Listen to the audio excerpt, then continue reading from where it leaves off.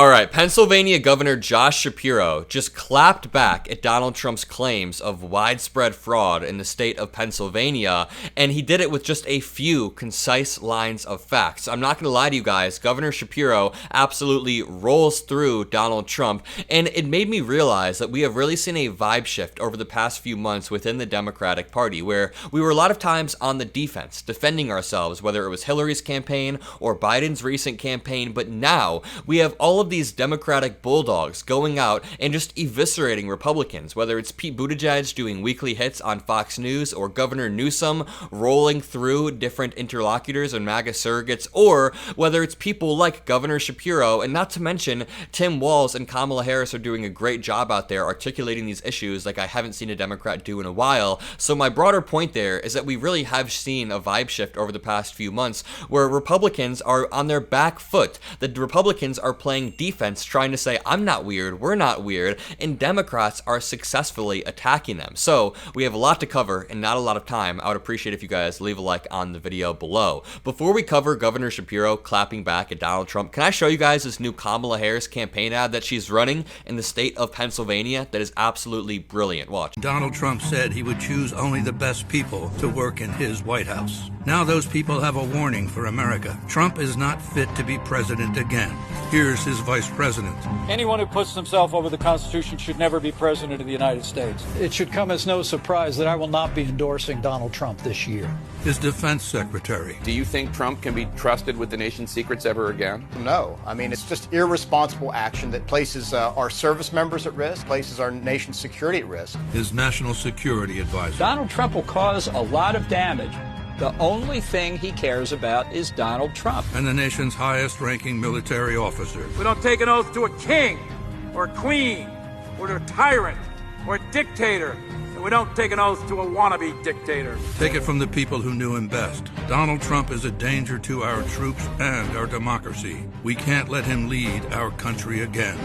I'm Kamala Harris, and I approve this message. Amazing ad, and I've always found that to be one of the strongest arguments for people who are on the fence, who are conservative but don't like Donald Trump. You say, hey, look at all of these established people within the Republican Party that worked closely with Donald Trump that now say he's totally unfit to be president again, or that he has the understanding of foreign policy of a kindergartner, or people have just outright said that he is an absolute dumbass. So to get on to the main story of today, it all starts off with this Truth Social post that Donald Trump sent out yesterday at 2:15 p.m. Central Time. He said, quote, an interview by Tucker Carlson of an election expert indicates that 20% of the mail-in ballots in Pennsylvania are fraudulent. Here we go again, says Donald Trump. Where is the U.S. Attorney General and FBI to investigate? Where is the Pennsylvania Republican Party? We will win Pennsylvania by a lot unless the Dems are allowed to cheat. The RNC must activate now, says Donald Trump in all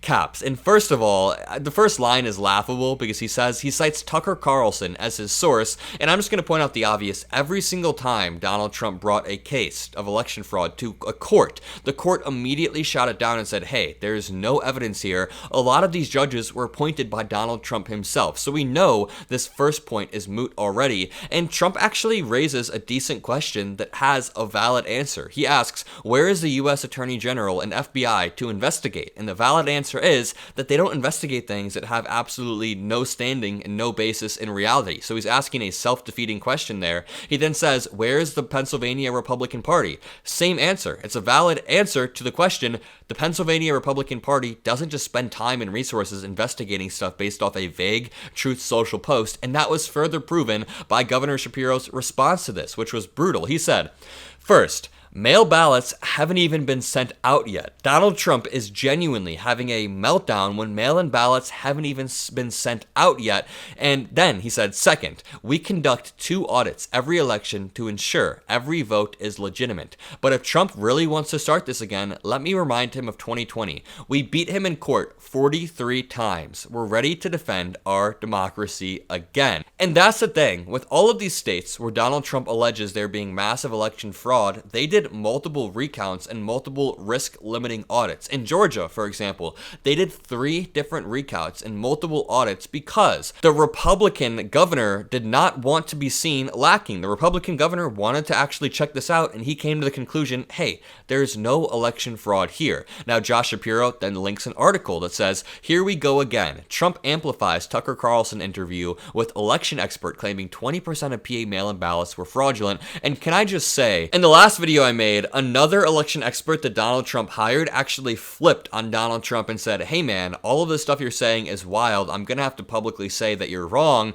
Donald Trump fired him and kept hiring and hiring until he found somebody who would agree with him. Found some absolutely crazy dude.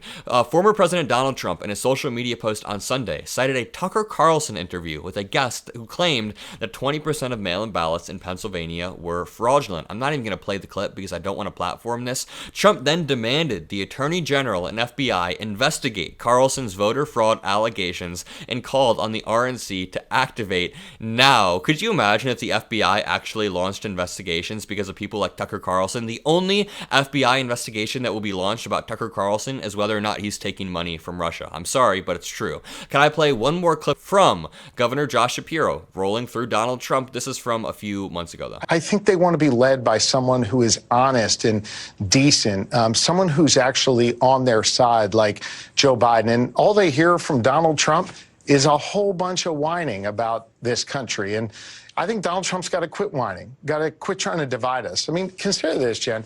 We're producing more energy than ever before in this nation. We have the strongest economy in the world, and we are beating China for the first time in decades. More people went to work this morning in America than at any other time in our nation's history. So I got a message to Donald Trump and all his negativity and his whining. Stop shit-talking America. This is the greatest country on earth, and it's time that we all start acting like it. The good people of Pennsylvania understand that this is a great country, understand that we got a whole lot going for us. And now it's time for us to continue this path of progress that Joe Biden has laid out and not go back to a negative time, not listen to the whining of the former president, and instead focus on a positive future for all of us.